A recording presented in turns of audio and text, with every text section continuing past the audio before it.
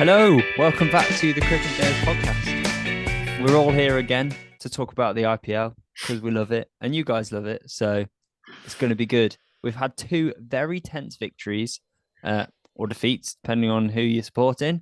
So the first match we're going to talk about is the one that happened yesterday, Delhi Capitals versus Mumbai Indians. And then we'll talk about the one that happened today, CSK versus Rajasthan, which Benji is not happy about. And all Dhoni fans probably are a bit upset because it was ready for a famous Dhoni finish. But anyway, Capitals versus the Mumbai Indians first. Let's just get into it. Delhi Capitals batting. David Warner opened the batting as usual and played a classic David Warner innings. But James, where does that rank on your smelly innings scale? Oh, it's somewhere between a stink and a pong. It's it's a bit of a whiffy innings, I'm going to be honest. You say classic David Warner. It's classic David Warner from this IPL. This year, yeah. Because it used to be that you could bank on him having a strike rate of about 140 or above always. But now it seems like I don't know what it is about Delhi. They just have this innate ability at the moment to make every other team look good when they're not. But David Warner at the moment, I think he's really he's acutely aware that the rest of his team can't hit the ball off the square, and he's also probably just I don't know, in terrible form. He must be, because he's applying a lot of pressure to his teammates. That's what I think is happening.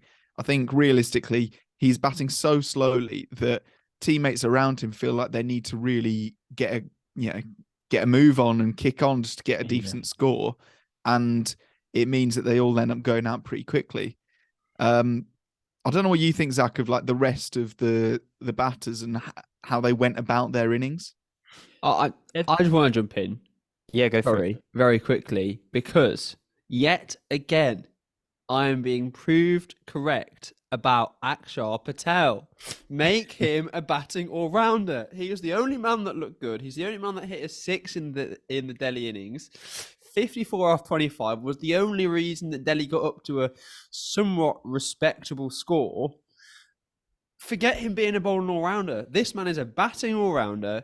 Put him in at number 5 or number 4. Get him to bowl a little bit, but that's the thing. Akshar Patel is the new batting all-rounder. I settled. I need no more proof. I need no more proof. I actually disagree with you, Benj. I'm going to put him as genuine all-rounder. Ooh, okay, yeah. The man bowled 4 overs at an economy of 5. I mean, he's not taking that many wickets, and he doesn't take that many wickets in 2020s, especially.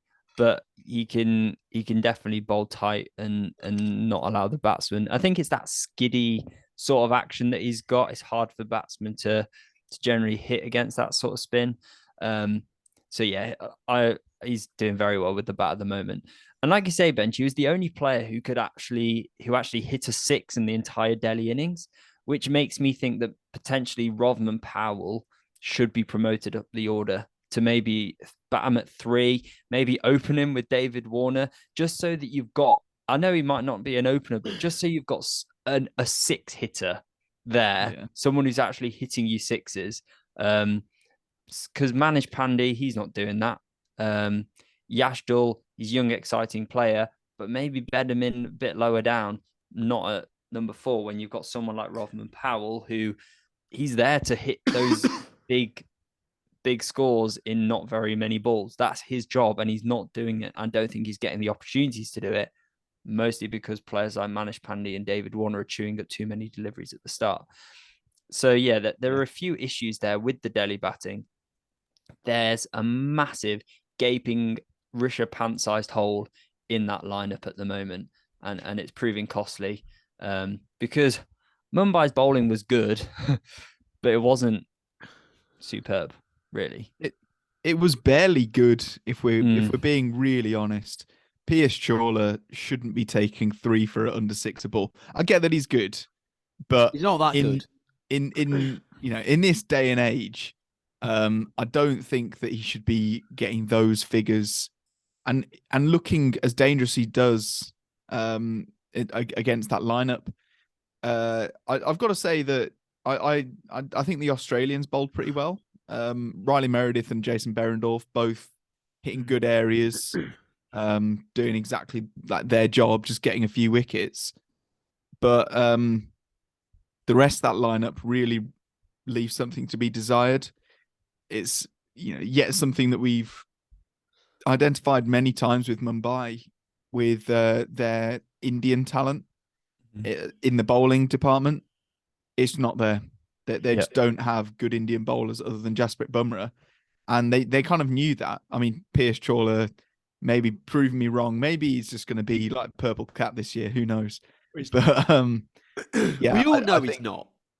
Well, no, he's not. But yeah, it's the bowling just isn't very good, and to let this Delhi lineup in the howling form that they're in get up to 172, I think was too many. Yeah, for sure. Even on a pretty comfortable track, I think it was I don't know, it was minnow versus minnow this for me. And would imagine 3 years ago saying that Delhi Capitals versus Mumbai Indians was going to be minnow versus minnow, like the two weakest teams.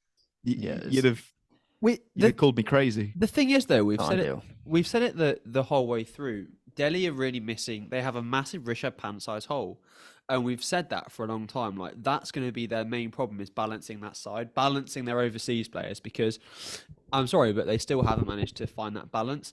Like, Abhishek Parel now has been dropped down to number 8. I think he played really well in his first game that he did.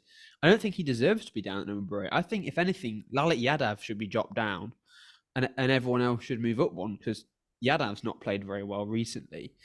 But I think in the same breath as well, as we're talking about Mumbai and their issue, they're missing Bumrah, they're missing Archer. Like, they are obviously two key parts of that Mumbai unit. Fingers crossed Archer should be back for the rest of the IPL. I think he's had a bit of a niggle with his elbow, but like, if Archer's back, that's going to make a much stronger Delhi Capitals. A much stronger Mumbai Indians. However, they managed to win, and in my view, it was Rohit Sharma leading from the front. I think where you see the differences in the two captains who are opening the batting, you've got David Warner, who had a pongy innings, whereas I'd say that Rohit Sharma had a uncle innings. Like, it wasn't like a 100, it was just standard 144, did what he needed to do, set that foundation, and allowed the rest of the team around him to do what they need to do. With the exception of Sky, who I think we'll talk about, because what's happened to him? Yeah, he's struggling, isn't he? I think there was a video going around about whether it was just luck, whether he's being unlucky, or whether it's bad form. I think it's probably a mixture of stuff. I think for Sky, he just needs one innings. He's probably hitting them well in the nets, feeling all right. And it's just not going his way when he's out in the middle. And I think that batsmen go through those slumps in form. And it won't be long before he's back in form. I mean, Rohit Sharma being his captain probably helps, because Rohit Sharma's hit his first 50 in the IPL for about a year. And he could probably talk to Sky about that and kind of and be that support for him, and that will help the young players, having someone like Rohit Sharma come back into form as well. Not that Sky's young, he's just not as experienced, I guess. But Tilak Varma, I thought he played very well. He's a very young, exciting player for Mumbai, and I think if a few things start to click for Mumbai, like Rohit Sharma scoring runs at the top of the order, if Piers Chawla continues to perform every game, then that kind of fills their missing spinner position. So yeah, they've got a bit of a team going that can potentially do quite well. And Cameron Green was able to finish off the game and look like he belonged for the first time in the whole of the IPL. Yeah, without a doubt. I think he actually made his price tag look less horrendous. I still don't think it was a good purchase. I don't think Mumbai fans think it was a good purchase ultimately. But yeah, no, winning a game like that for a franchise is the kind of thing that you bring in overseas talent for. And he did do very well. Bowling wise, still not there. Doesn't look dangerous, but hopefully that will come with time.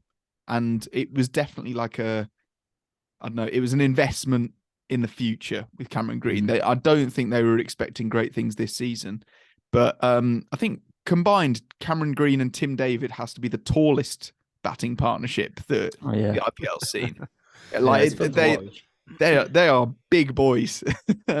But I just want to touch more on the Suryakumar Yadav thing, because I think that's the biggest problem for Mumbai. Obviously, they managed to get over the line, but didn't make it look easy at all. Especially with what's his face, Aaron Nortje nailing Yorker after Yorker, which I think it was brilliant. But Sky, in his last 6 batting innings, he has made 16 runs. 4 ducks, isn't it, as well? 4 ducks, yeah. So it is a horrendous turn of form when he was the best batter alive, best T20 batter alive at that point, not long ago. Pretty much, I feel like every title of our videos for like a good stretch was Sky is unbelievable, something along the lines. And then, this kind of, it is really unlucky for Mumbai. And if you are a Mumbai fan, I do feel sorry for you, because Suryakumar Yadav being in at 4 in amazing form was almost a given. Yeah. And for that to be taken away, it really does take the legs out of the Mumbai batting attack. But just quickly on the Delhi bowling, 'cause Benji, I know you're a big fan of fast bowling. What did you think of the seamers for Delhi? So I think it was quite mixed. Yes. Sorry, I've just completely checked out of Delhi, and I'm just thinking about the CSK game now because I'm still angry about it. Is that why you're angry right now? Yeah, I'm just thinking about the CSK game again. But no, it's a difficult one because Imrit Nortje has moments of great and moments of terrible. I really don't understand Mukesh Kumar. He can come and take 2 good-looking wickets, but then have an economy rate of 15, and it's just he's a very confusing bowler. And the Fizz, he's very skillful, but he's not a fast spinner. He's almost he's not a fast bowler. He's almost like a quick spinner with like the cutters and the stuff that he bowls. The only real raw pace they have is Nortje. And I think because Delhi haven't got that mix with their overseas. Rovman Powell's not bowling. I don't think he should be. I think he over bowled himself in the ILT. But they can't fit Ngidi into that squad as well. And I think one of the things that we saw from Delhi for a long time, when they were at their peak, it was Zach's favourite adage, bowlers win your tournaments, where there was Rabada and Nortje being that spearhead of that pace attack for a long time. And then now with Ngidi and Nortje, they aren't able to fit them both in the squad or in the 11. And I think that's hurting them because I think they haven't invested enough in their Indian talent for their fast bowling. Like, he's all right, but I don't know. I just don't really. I don't rate Mukesh Kumar. He's not like he's not gonna blow any headlines away, is he? I don't. Well, he's not a proven commodity, is he? And they spent a lot on him in the auction, so they definitely saw some talent. They saw something in him, but like, yeah, it's not like a Mohammad Siraj story that we're seeing with him. So I think that's where they're struggling. It is that fast bowling. I think that fast bowling unit is probably their main issue, aside from missing Rishabh Pant. For me, they need to bring Ngidi in for the Fizz or Rovman Powell, even though they need Rovman Powell essentially. But yeah, I reckon bring in Ngidi because he's more of a banker as an opening bowler. He's good in the power play. He's also all right at the death. For me, I prefer him to the Fizz. But what Delhi need is they need Nortje to take wickets like he was a few seasons ago. and they need Kuldeep Yadav to wear an Indian shirt because he bowls a lot better in one. I just can't. Kuldeep Yadav just struggles in the IPL for some reason, but when he's playing for India, he does all right. So yeah, which I guess as an international cricketer, you'd rather it was that way around, wouldn't you? yeah.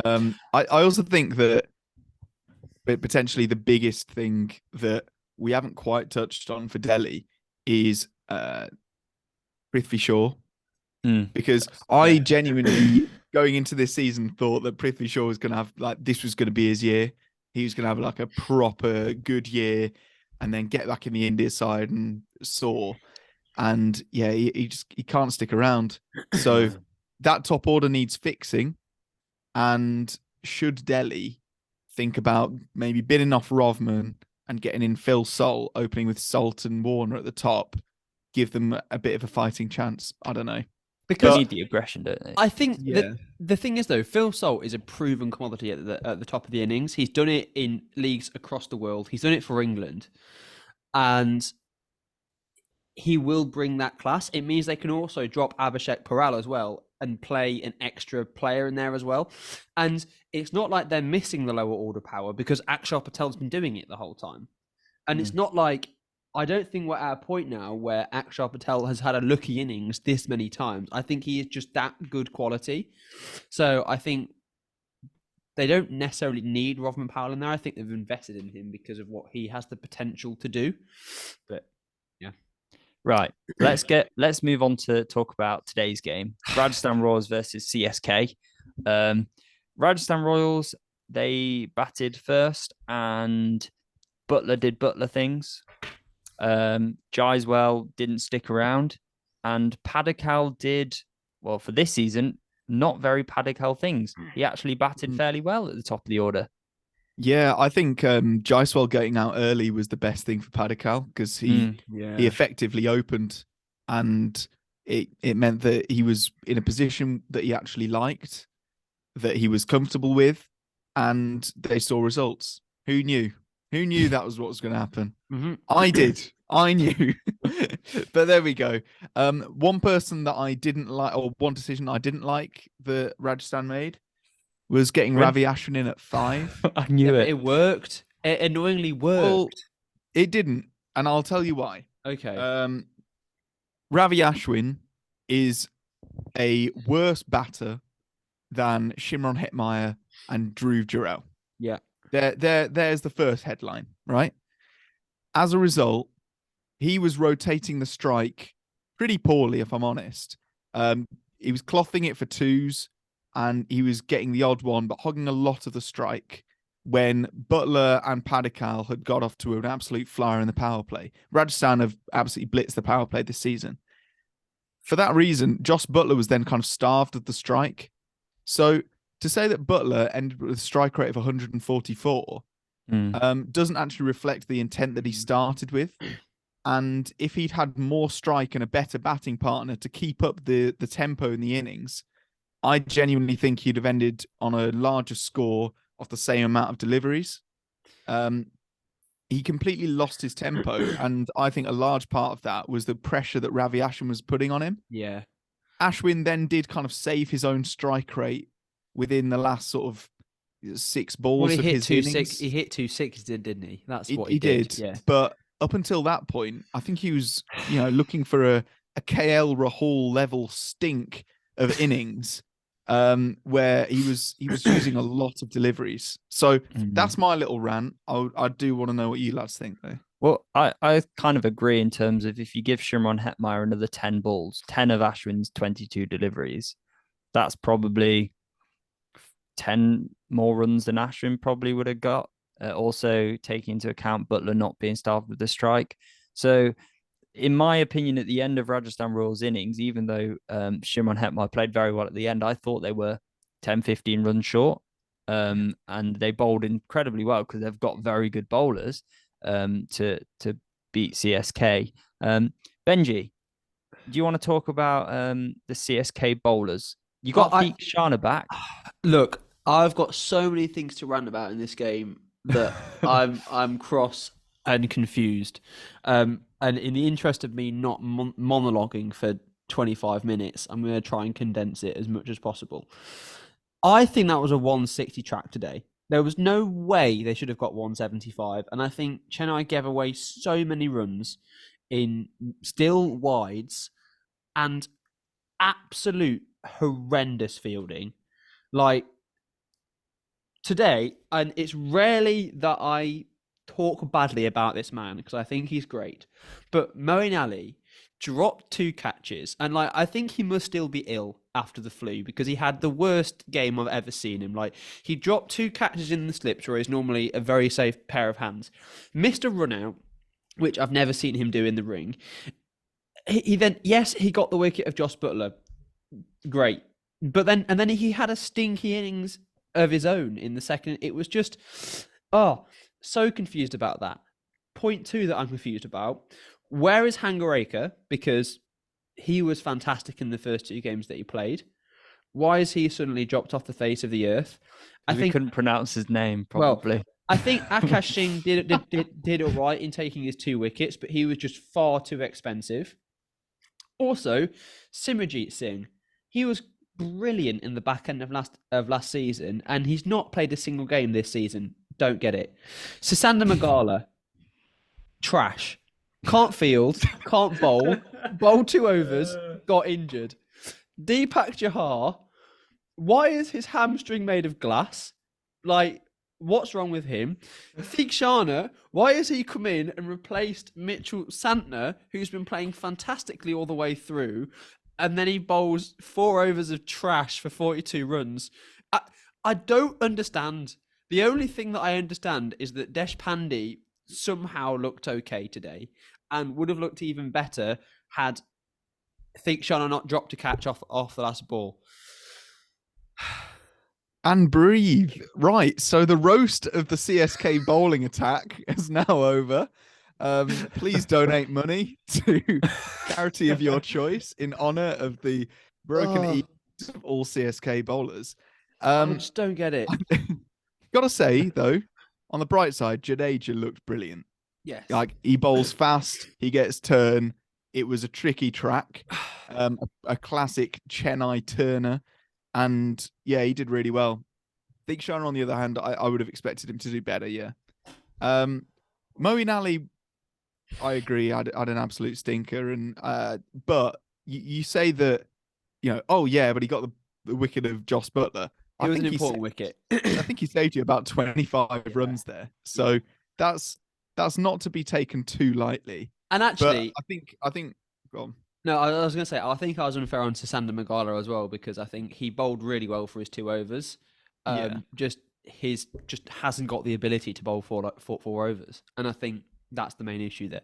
Well, I think he took a catch and it looked like he hurt his hand, so I'm giving Magala a pass. But let's move on to more things that will make Benji angry. Chennai Super Kings batting, because as I scan down that batting scorecard, I can only really see 3 players that played a genuinely great innings. Okay, I'm not as cross about the CSK batting. I think Gaikwad has played well so far this season, and I think he just tried one thing too many to get himself out. I think he was a bit frustrated because Sandeep Sharma was bowling fantastically in that first spell. Conway, I think he was slow, but I think he looked okay. Like, he still struck at 130, so it wasn't like he was a slouch. Rahane smashed it all over the place, and then it was just a series of terrible decisions.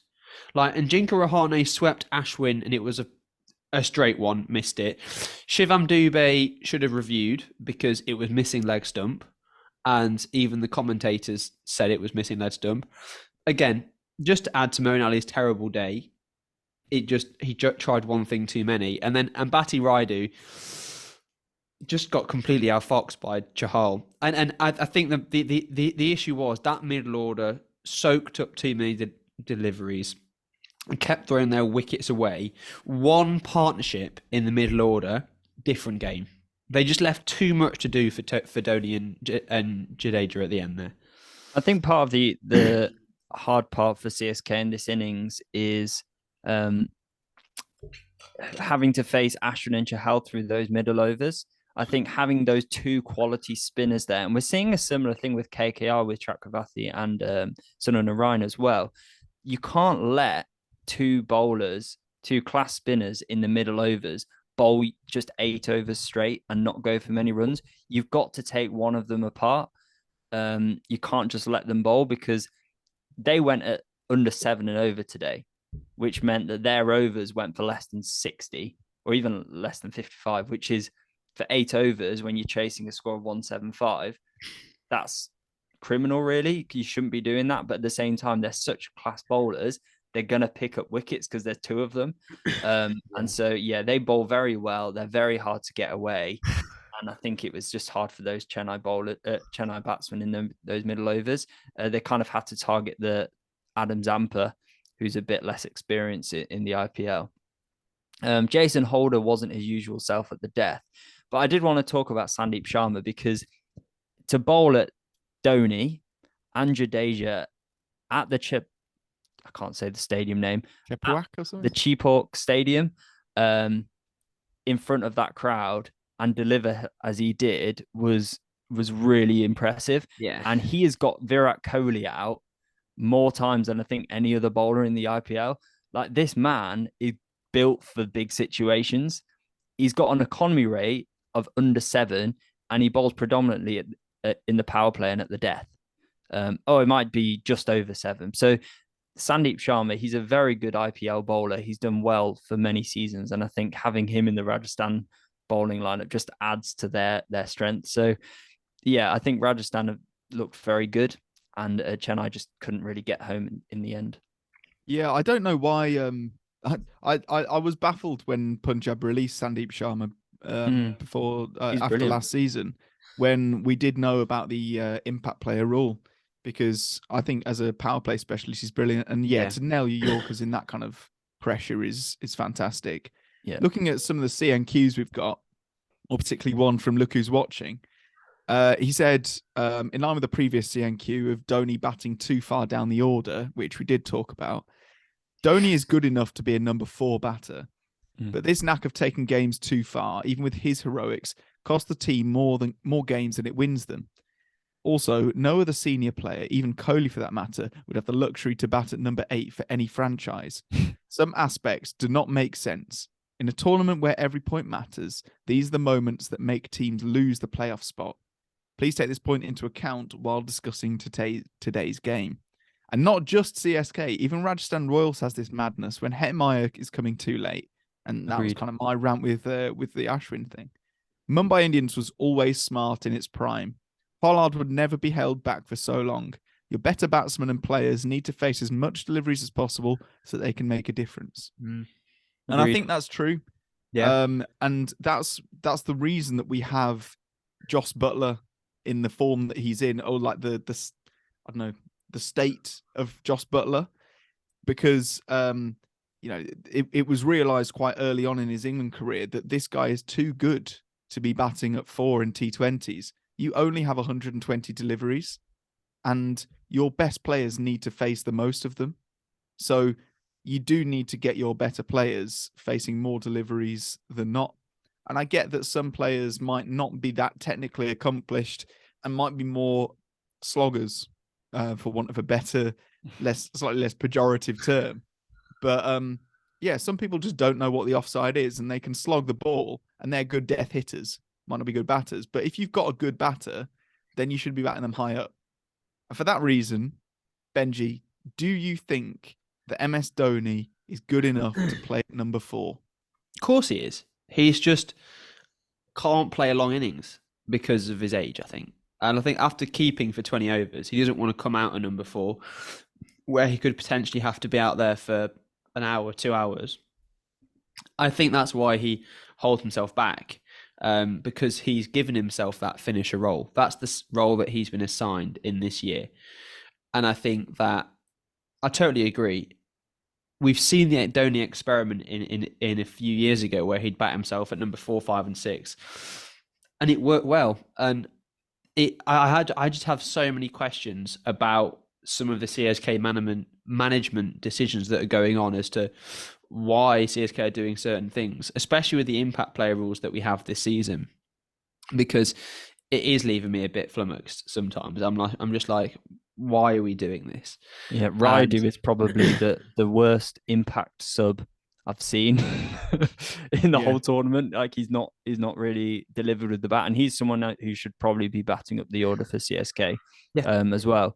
But yeah, Dhoni, for me, I reckon he should be batting higher up, but at the same time, we can't really get into the mind of Dhoni. Dhoni does what Dhoni does. He's just got this sense of calm about him. But an interesting thing was he wasn't really running the ones and twos in the same way that we see him usually do that in those last overs. So I think he had a little niggle there, which may have stopped him from coming in earlier. But I think his calmness is based on his mindset of, if the bowler bowls a good ball to me, I'm going to respect that. If he bowls a ball that's in my slot, I'm going to have a go and hit it for six. So he's kind of made peace with the outcome, which is why he's able to be so calm and cool-headed at the end. And I think that's so good. So we could question Dhoni's decisions, but at the end of the day, he's done it so often that it's kind of hard to. I've just had a thought. We know how Rajasthan, we've kind of long said that Rajasthan have got too many people that can kind of fit in their top order. Like that, you know, when Padikkal generally is coming in at 4, too many middle order players. Yeah. Chennai have basically their whole, other than their openers, they're all number 4s. Yeah. Like realistically, Ajinkya Rahane you want in at 4. I mean, to be honest, going into this IPL, I didn't think you'd want Ajinkya Rahane anywhere near T20 side, but I've been proven wrong. Dubey is a 4. Moeen Ali, probably a 3 or a 4. Rayudu, 3 or 4. Jadeja is a 4. MS Dhoni is a 4. And Stokes. And Stokes. So probably 3 or 4. Yeah, like what are they doing? Deepak Chahar, probably odd. a 4. Yeah. Dwayne Pretorius, 3. Tushar Deshpande, probably Sasanda a 4. Magala. Opener.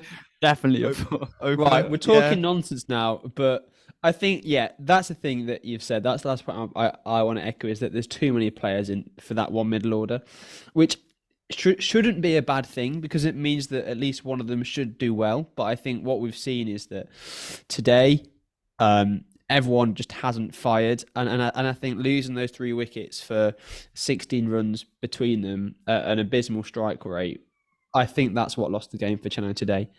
And I'm just really sad because we don't get to use the title of Daddy Dhoni Does It Again, which would have been fantastic. So if you've watched this far in the video, thank you very much. Leave Grandpa Dhoni, #Grandpa Dhoni in the comments if you've watched this far, to show that you are a true cricket nerd. Don't forget to like and subscribe. We do really appreciate all the support they've been having on the videos. You can, absolutely subscribe for more IPL content. You can also follow our social medias. It's all down in the link tree in the description. Join some fantasy leagues. Why not? We've only just started them. We're all going to be terrible. So get Axar Patel in your team. Yeah, get Axar Patel and you'll do well. So we forgot to say in our last video too, thank you for 2 years of support. It's just over 2 years. Yeah. Cricket Nerd's 2 years birthday. When we started. Not like consistent uploads for 2 years, but you know. Well, more so in the last year, right? Since last IPL. I've enjoyed it. I think it's been good. So let us know if you've enjoyed it. We've enjoed it. Hope you've enjoyed it. If you think we're just copying the grade cricketer, like someone left in the comments yesterday. Yes, we are going on tour of England for the Ashes. Yeah. Anyway, because we live in England. do appreciate the support. So thank you very much, everybody, and we'll see you next time.